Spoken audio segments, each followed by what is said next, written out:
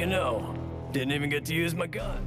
Set in a pulp adventure 1932 where secret societies seek to use magic to reshape the world, the Lamplighters League combines a strategic campaign layer with real-time stealth and tactical combat to deliver a twist on the tactics genre that's fun, but doesn't do anything too radically new. It took a bit to grow on me, with a really slow start to get through, but once it gets up to speed, this sometimes absurd, always entertaining pulp story is a blast that plays through to a memorable finale.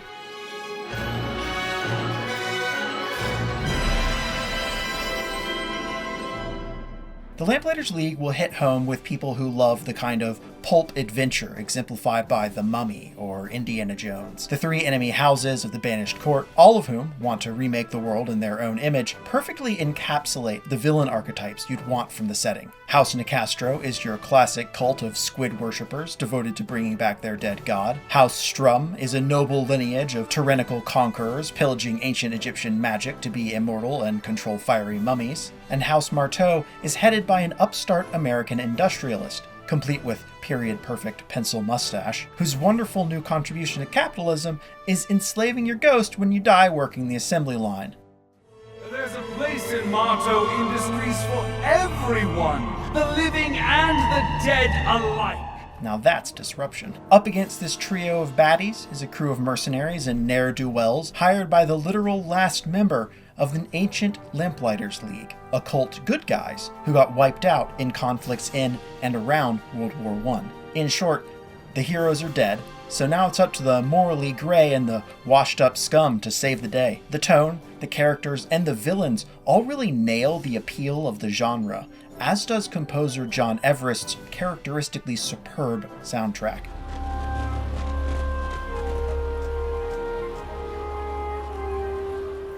It's the kind of world where sometimes, to save reality, you've just gotta punch a ghost to death.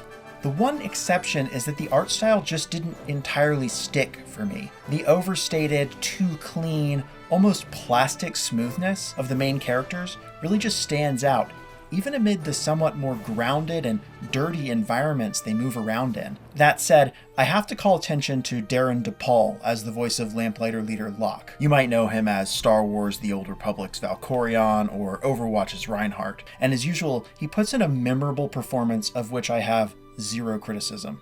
The world you think you live in doesn't exist. And even some characters I initially disliked grew on me over time.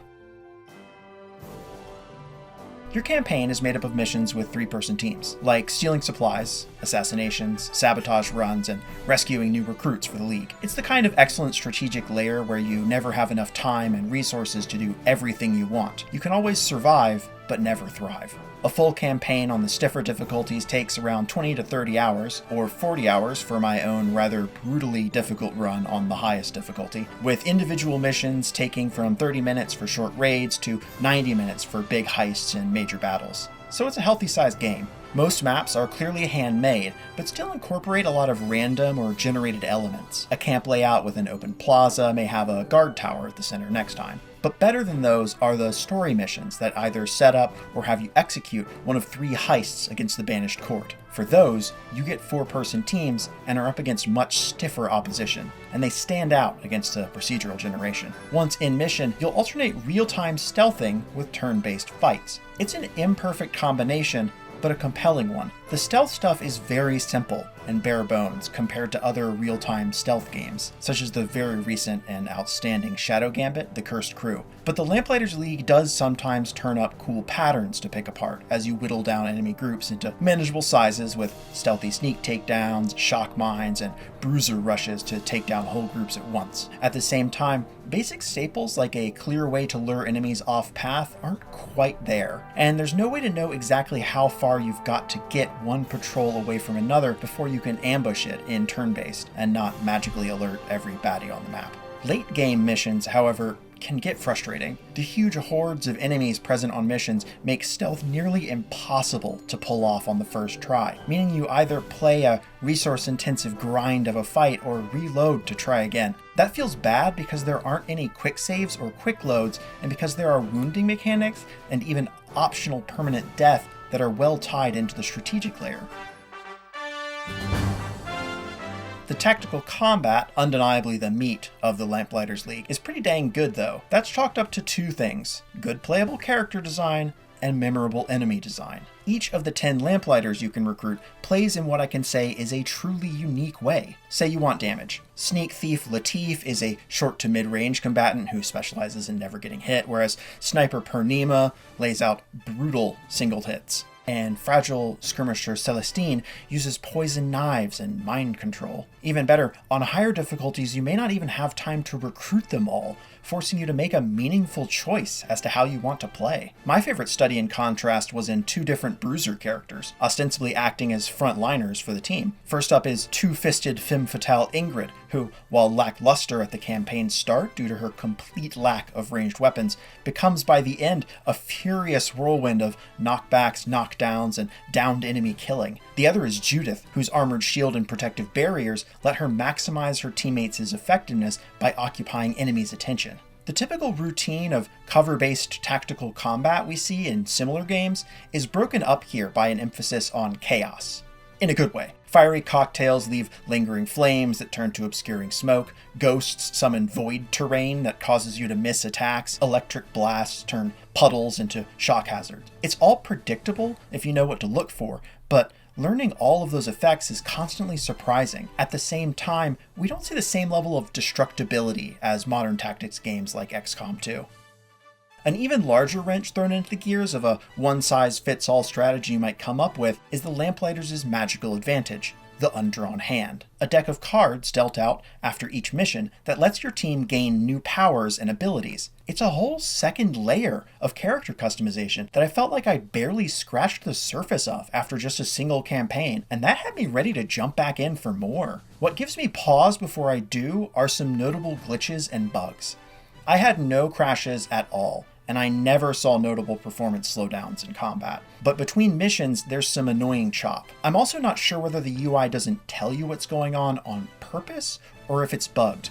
Maybe there was some legitimate reason a character ability didn't apply a debuff, do any damage, or make me immune to an effect it said it would, but the overall lack of tooltips and explanations contributed to a feeling of uncertainty. Honestly though, by the end I didn't care. Once I'd made it past the first few hours, the Lamplighters League really sunk its teeth into me. And the villains are key to that. First there are the gas-masked, fascist-coated foot soldiers of the Banished court, who quickly trot out in classic flavors like flamethrower, grenade launcher, commando, and peak-capped officer. Then each house has its own spins on some of these baddies, with more of them showing up as their doomsday clocks tick upward. Nicastro brings ever more eldritch cultists, eel people, and tentacular horrors to the front. Strum finds ever more terrible ways to misuse mummies. Marteau deploys mad science gadgetry to back up swarms of spectral shock troops. There's enough variety that I know there were at least 2 enemy types that were mentioned, but I never encountered in my 40-hour run. There's even a common late-game mission modifier that guarantees forces from 2 houses will show up in tandem. Oh boy, fiery stormtroopers backed up by psychic squids. That's absolutely my idea of a party. The Lamplighters League takes proven concepts from other tactics games and puts them together into a novel blend. It takes an unfortunate amount of time to get going, but once it does, the tight, meaningful strategic layer ensures that every mission, no matter how banal, matters to your overall campaign. The superb enemy and hero design gives you great stuff to work with as you use real-time stealth takedowns to prepare for tactical fights. Sure, sometimes the partially procedurally generated maps throw up a frustrating scenario or an ability works a bit weird, but I was more than happy to take those in stride in order to undertake a globetrotting pulp adventure in such an interesting and engaging world. For more, check out our reviews of Jagged Alliance 3 and Baldur's Gate 3. And for everything else, stick with IGN. Scoundrels, thieves, cutthroats, the best of the worst.